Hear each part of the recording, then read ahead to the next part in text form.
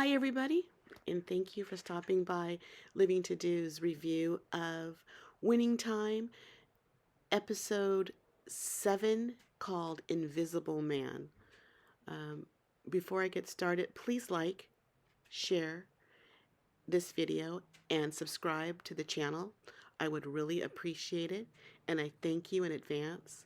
You can also find me on Fanbase, the new monetized app that is out. You can find me on Fanbase under the same name, Living to Do. So let's get started with this review. This particular episode was great. I enjoyed it a lot. It was exciting and had everything. In fact, I believe to date this is my favorite episode of the series so far. So let's get started with this review. They show one of the opening scenes that the Lakers are playing against a team, and the opposing team is at the free throw line doing a free throw. And it was just interesting because the guy at the uh, throw line he was underhanding the free throw. And I thought, is that allowed? I don't know. I'm not the biggest basketball fan, but I just never really see that. I thought that was weird. And Paul Westhead is coaching, and because Jack Mckinney is in the hospital because of his accident, and Jack is not doing a great job.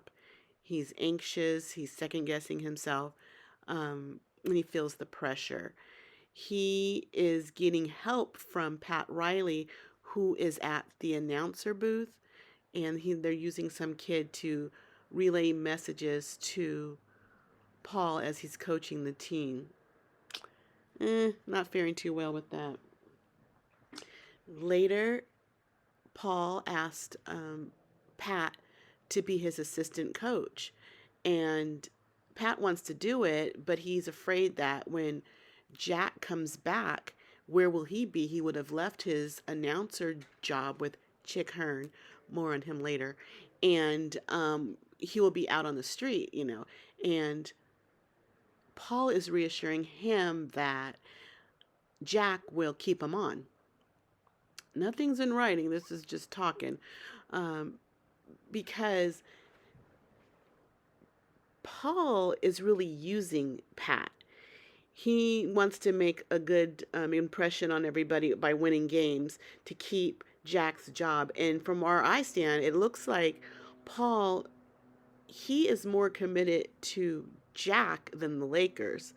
Um, he really holds Jack in high regard, and he wants to do his best for him, hold this job down for Jack until he gets back.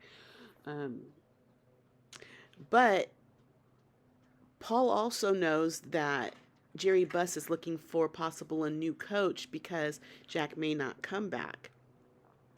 And he's scouting, having people scout, and he's scouting around for a replacement, a possible replacement. There was one scene where Paul and Pat were in a hotel room, and the phone rings, and it's Elgin Baylor on the line. He's looking for Jerry West about this possible coaching gig.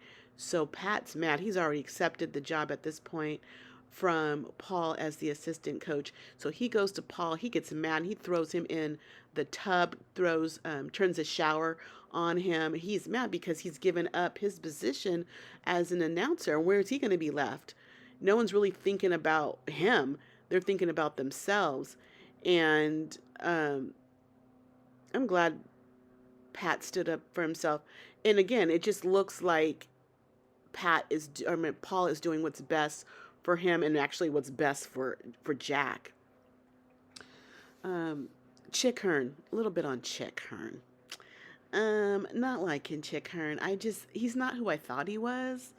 First of all, he's drinking on the job. I guess it was acceptable, because who checks this dude? Who is this dude's supervisor manager? He's drinking on the job. He is the announcer. I guess he's doing a good job. I always think he was well loved when he was alive, but we didn't really know these people. There was no social media back then. So who knew he was drinking on the job? And the way he treats Pat, calling him Patricia on any chance he gets. That is so not cool. That kind of things were allowed back then. Those are kind of things, yeah, that needs to be reported. I think he has a statue or a street named after him. He's just not who we thought he was. Okay, so the Lakers go on a road trip. I think it's their first away trip, and they're boarding the plane, and Magic is stopped by Riley, who is now the assistant coach, and Riley's giving him some words of encouragement or some advice. He basically says, there's going to be groupies on these away games, wrap it up. So that was also an indication of what's going to happen to Magic. They keep little nuggets, little breadcrumbs about Magic in the episode. I'm sure coaches tell the guys to do that all the time, but they really isolate it when they're talking to Magic about it. Um, the guys are going away on a road trip, and on Christmas Day, they're playing an away game in Detroit, which is Magic's hometown. After the game, they go to Magic's house. The whole team, he invites the whole team over. And Magic's mother is cooking, and the guys are eating food there. Um, Even Dr. Thomas Day, I guess he's from that area, but he's also working with Magic closely on working deals, and he brokered a deal for Magic to sign with Buick. I guess as a spokesperson. I'm not sure how much money he got, but Magic really wanted to talk to his dad before he signed that deal. Magic's dad works in the car industry. When he's home, Magic informs his dad he's already signed, that Dr. Thomas Day helped him. Magic's dad's not too happy because he's heard word in the street that Buick's is not, the car is, I guess the car is just not as good as it once was, if it ever was, but it's not good now. It's just kind of falling off based on his friends that work, I guess, on the Buick assembly line, or affiliated with Buick somehow. So Magic has this thing, you could just say, he has a thing about Dr. Day in brokering these deals. He's probably looking out what's best for him and not what's best for Magic. And Dr. Day is at the house too. He comes up to Magic and Magic's dad. Magic's dad is hospitable. He's like, "How's your daughter?" Cindy from last episode, who's doing too much. Oh, and so Dr. Day is proud of his daughter. Oh, she's blessed and highly favored, he says. Magic's dad walks away, and he says, under his breath, "Blessed on her knees." We all know what Cindy was all about. Um, Magic also, he has a one-on-one with Kareem. They look like getting along good. And I like Kareem in this light. He's sitting down at the table. He's the only one at the table eating. And Magic's dad offers him seconds. Kareem tells him, oh, he's working on his third plate. So I'm happy to see that Kareem is not such a stick in the mud. They had a great conversation. Kareem asked Magic's dad, why is Magic so happy? He doesn't understand.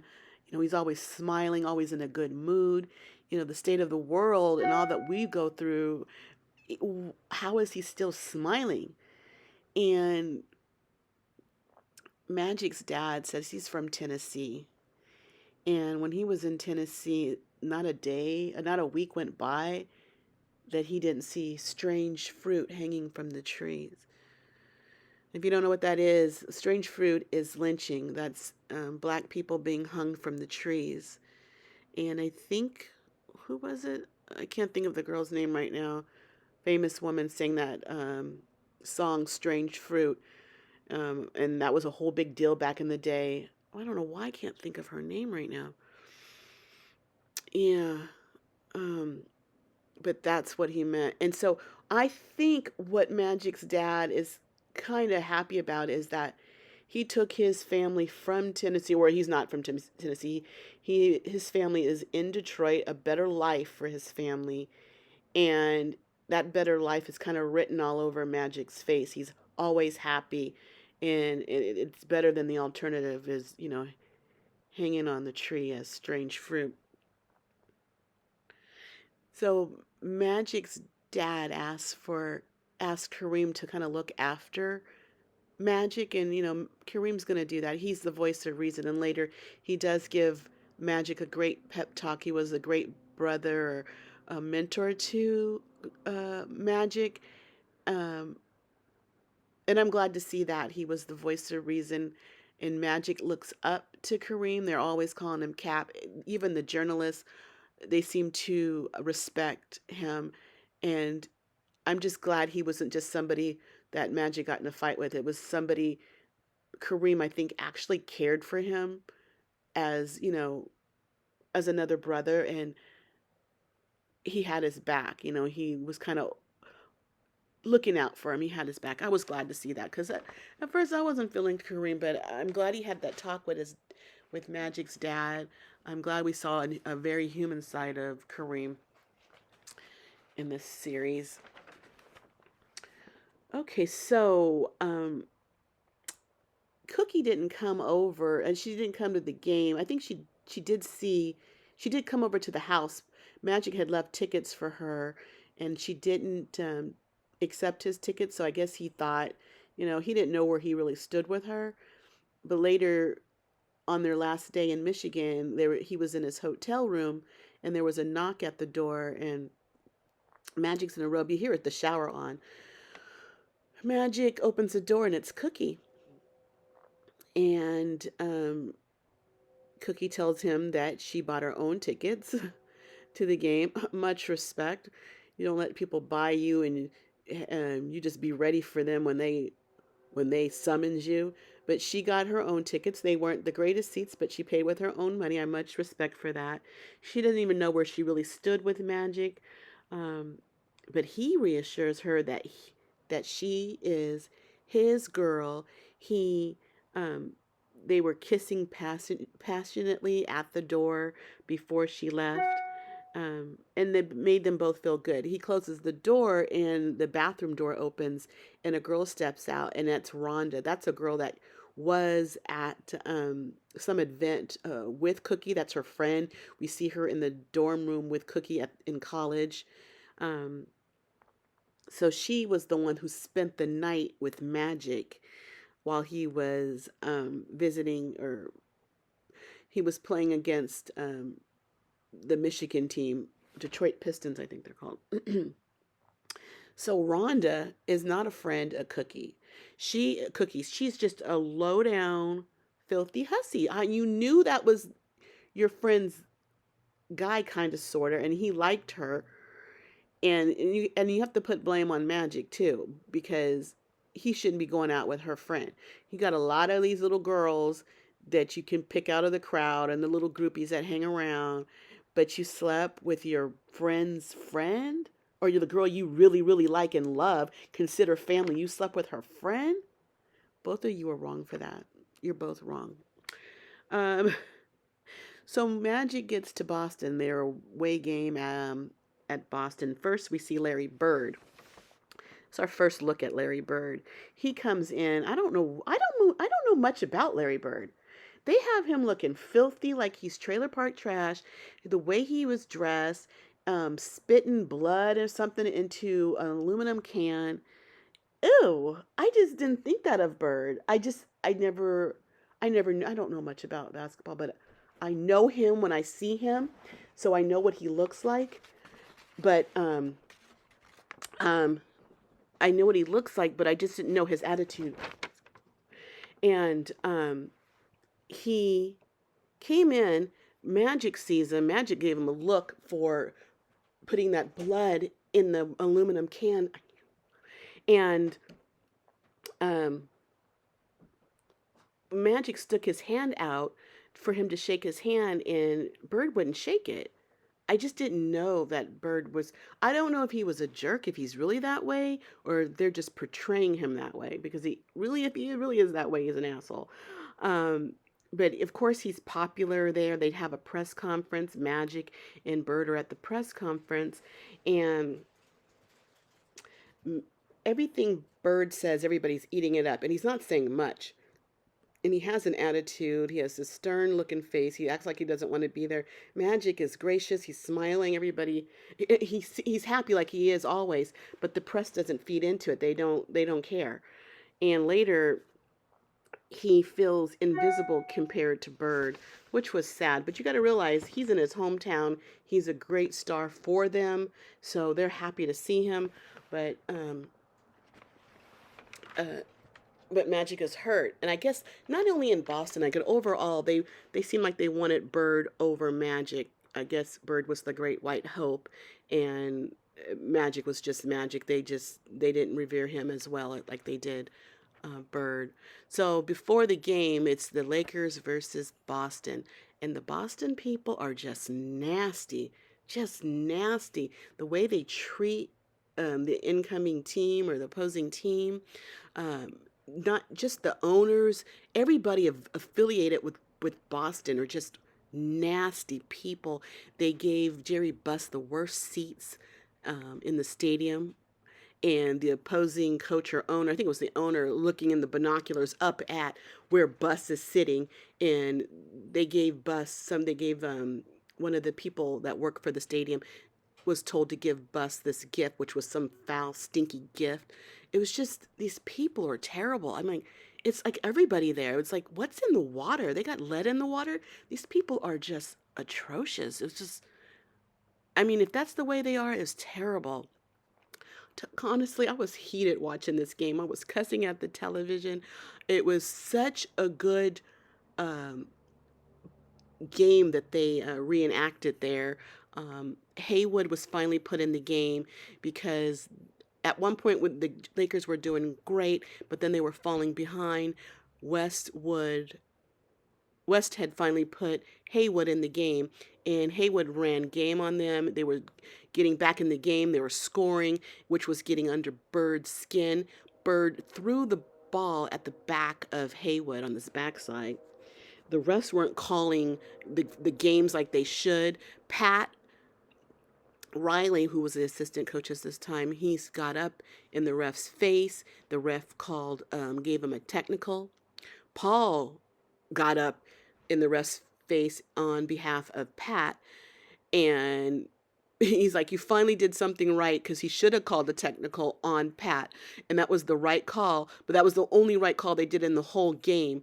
And Pat jumped back in saying he was slept with the ref's wife, so the ref called another technical on him, so threw him out of the game. And I think Pat did that so Paul wouldn't get thrown out. But they were heated. The game was so good. I mean, I might have to watch that game now if it was as good as they made it sound. Or made it seem in the episode. It was just really exciting. Um, Buss had spoken to Jack about the game, and he said that would be the closest game that would be like a playoff game, and it really was. The way they made it seem. They had Cooper. They were down by one, and Cooper made the game-winning shot, which was really exciting. The ball went in the air. It looked like it was going to go outside of the hoop. It hit the rim, and it looked like it was going to go away from the hoop, the actual net. The ball kept bouncing, and it bounced up and went smack dab in the middle of the net, and they won the game, which was the best. That whole scene with playing Boston was the best scene in the whole series. Jack and still in the hospital, and Buss comes to see him. Earlier, before they even went on the road trip, Buss took his Monopoly game to play with Jack. He actually played with his mother, who always beats him, but he also played with Jack, and Jack beat him. And I think he was thinking Jack is an excellent coach. He's worth waiting for if he can get back on his feet. He can't tie his shoes, but he can beat Jerry Buss, who was great at Monopoly, would never let his own kids win. But Jack, laying in the hospital, beat Jerry Buss at Monopoly. And that, I think, was sitting in Buss's head. When he came back after the road trip, Jerry Buss asked Jack, we're not going to win a title with Westhead, are we? And and Jack said no. This was such a good episode. It had everything going for it. A lot of excitement. It really got your blood boiling at some points.